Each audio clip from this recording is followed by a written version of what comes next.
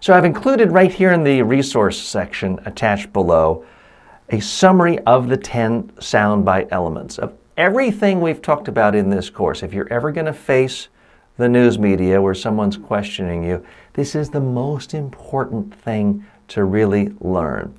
If you are great at packaging the messages you care about with great sound bites, you're going to be fine. You're going to ace interview after interview. And maybe you wear a shirt that's the wrong color or your hands fidget or something. It's not going to matter if you have great sound bites on message. On the other hand, you can look great, have great eye contact, your voice be solid, everything else, great messages, answer questions strategically.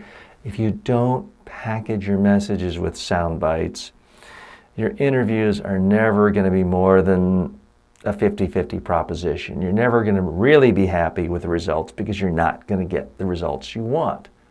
It's going to be random. So take a look, print it out, or at least have it up on your screen as you're trying to create your own sound bites in a moment. And by the way, this is all covered in the Media Training A to Z book attached. It's all covered in the Media Training Success book that you have at the end of this course as well as a free PDF.